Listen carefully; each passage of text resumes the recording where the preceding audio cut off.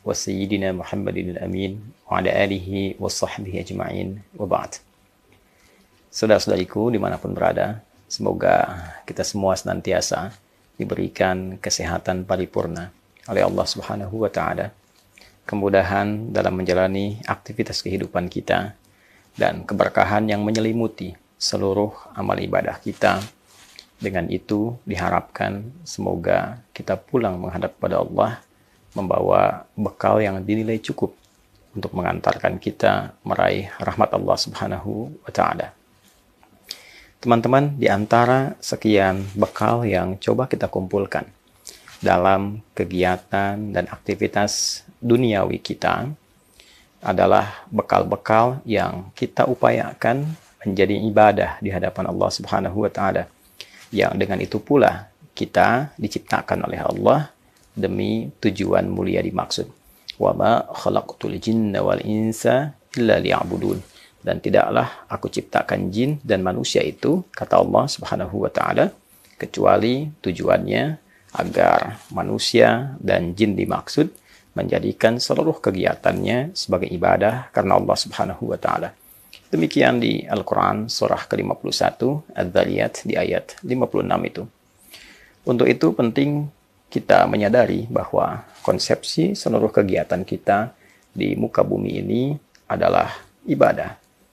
Bukan hanya sholatnya, bukan hanya bacaan Qur'annya, puasanya, pun demikian seluruh kegiatan kita dari bangun tidur sampai tidur kembali kita upayakan menjadi ibadah. Itulah sebabnya seluruh kegiatan kita di dalam Islam senantiasa dipandu dan disandingkan dengan doa. Doa itulah selain memberikan pedoman bagi kita bagaimana cara menjalani aktivitas, sekaligus merubah kegiatan itu menjadi ibadah di hadapan Allah Subhanahu wa Ta'ala.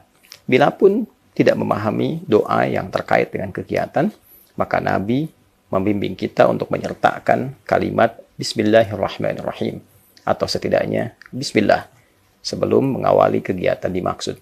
Nabi menyampaikan, kullu amrin dzibalin la yubda'u fihi bi bismillahirrahmanirrahim fahuwa abtar, atau fahuwa aqta.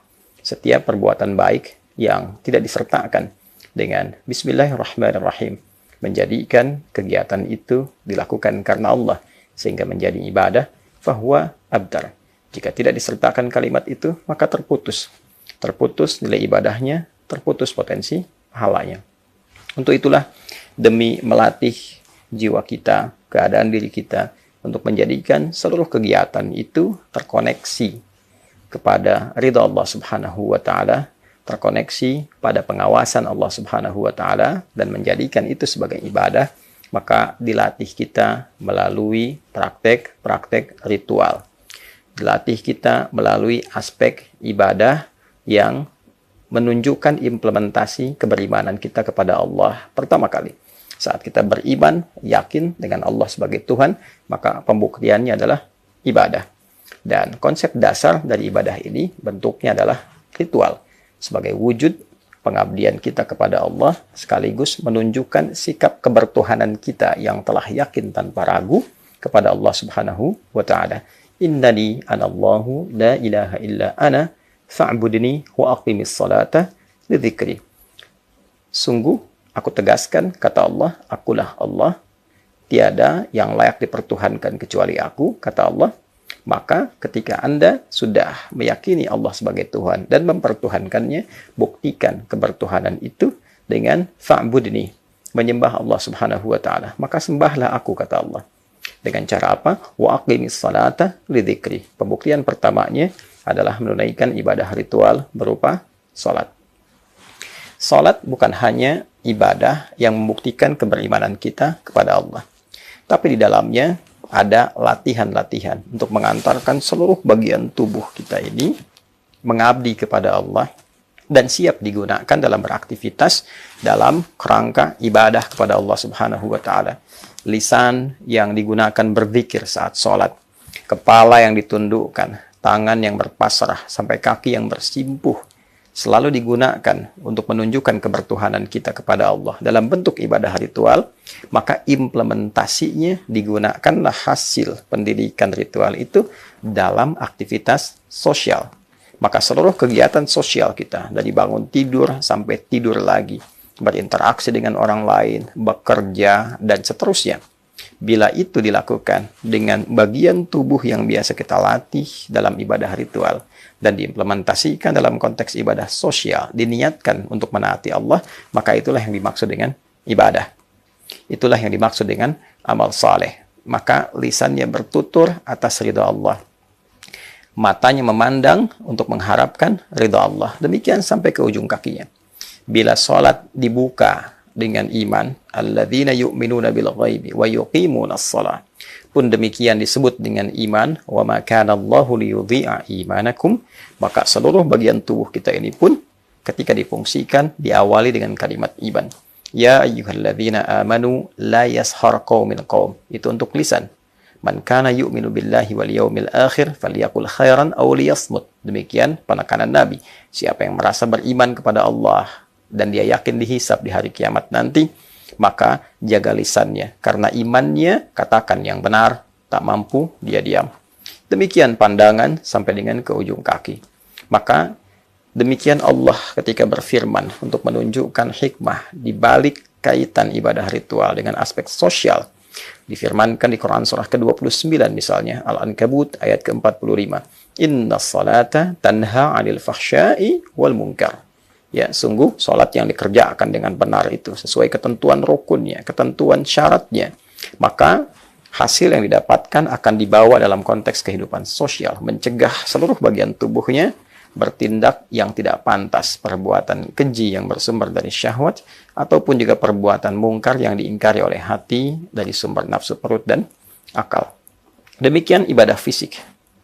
Pun demikian dengan harta. Harta ketika kita niatkan sebagai ibadah ritual, zakat sebagai pembuktian keimanan kita kepada Allah, membenarkan iman kita. Membenarkan iman disebut dengan tasdiq. Perbuatannya disebut dengan sedekah. Karena itu zakat dalam Al-Quran disebut dengan sedekah. Khudh min amwalihim sedaqatan tutahhiruhum wa tuzakkihim biha. Ambil dari harta yang sudah masuk kepada ketentuan itu, masuk nisabnya itu, ambil zakatnya. Sebagai pembuktian iman, zakat disebut dengan sedekah. Ketika dikeluarkan pun disebut dengan sedekah. Innamas sadaqatu lil fuqara, dan seterusnya ayat. Sungguh zakat itu dikeluarkan hanya boleh pada 8 golongan berikut. Maka disebut dia dengan sedekah, bentuk jamak sebagai pembuktian iman. Maka implementasi dari keimanan kepada Allah, dari ibadah ritual yang dikeluarkan, muncul aspek sosial, berbagi, perhatian, sinergi, membangun, berkarya, membentuk kebersamaan, itu bagian dari ibadah. Ya, bahkan seorang suami, dia mencari nafkah dan lalu dikelola oleh istrinya, lantas menjadi makanan yang disuapkan kemudian ke mulutnya, itu pun menjadi bagian dari ibadahnya. Itulah konsep ibadah dalam Islam, bukan sekedar diperoleh, kerja, dapat, dihabiskan, selesai. Tidak. Semua punya nilai di hadapan Allah, semua punya nilai yang ditetapkan dalam aturan Islam. Jika ada ibadah fisik, nilainya begitu tinggi. 1 kali perbuatan, setidaknya minimal 10 poin, tergantung kadar keikhlasannya. Man jaa bil hasanati falahu asyru amthaliha. Siapa yang mengerjakan satu perbuatan yang bernilai pahala, maka dia berpeluang mendapatkan 10 nilai kebaikan. Hasanah. Salat disebut dengan hasanah. Innal hasanati yudhibna sayyi'at. Demikian di Quran surah 11 ayat 114 itu. Ibadah harta lebih tinggi lagi. Setidaknya bila kadar keikhlasannya ditentukan dalam amalannya itu, paling minimal dia berpotensi mendapatkan 700 kali lipat. Al-Baqarah ayat 261 misalnya. Mathalul ladzina yunfiquna amwalahum fi sabilillah kamathali habbatin ambatat sab'a sanabil fi kulli sumbulatin mi'atu habbah. Wallahu yudha'ifu liman yasha' wallahu wasi'un alim. Berpotensi mendapatkan satu benih dikalikan dengan 7 dikalikan 100, 700. Semakin tinggi keikhlasan, semakin tidak berhitung, semakin diberikan tanpa hitungan. Wallahu yudha'ifu liman yasha'. Fisik standar. Tidak semua orang punya harta. Saat mengeluarkan harta, maka nilainya lebih daripada ibadah fisik. Maka bisa dibayangkan, kalau ada orang menunaikan ibadah fisik dan harta sekaligus. Dia gunakan fisiknya untuk mengejar rahmat Allah. Dia berjuang untuk mendapatkan ridha Allah. dia mengeluarkan hartanya dari mulai menabung, dia kumpulkan untuk mendapatkan ridha Allah, dia satukan keduanya, maka bisa digambarkan pahala apa yang bisa dia raih. Demikianlah haji.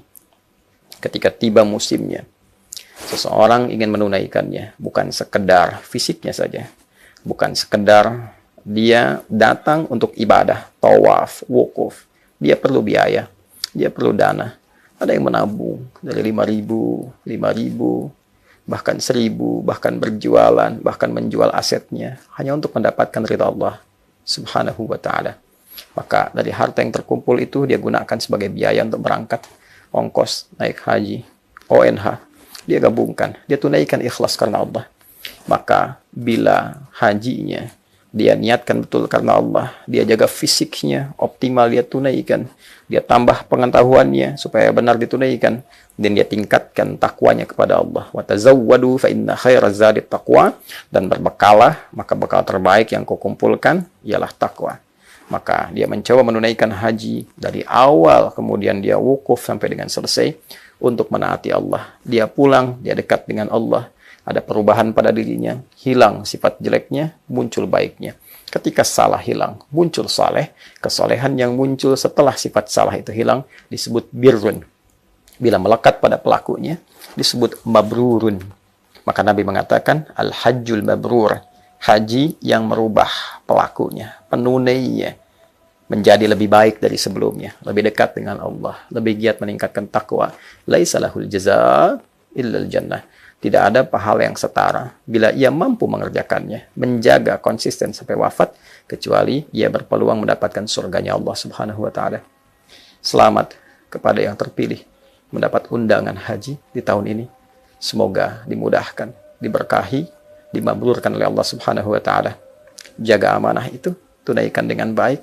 Semoga Allah menerima semua ibadah kita, memuliakan kita, menyelamatkan sampai kembali ke keluarga dengan penuh kebahagiaan. Adi Hidayat. Assalamualaikum warahmatullahi wabarakatuh.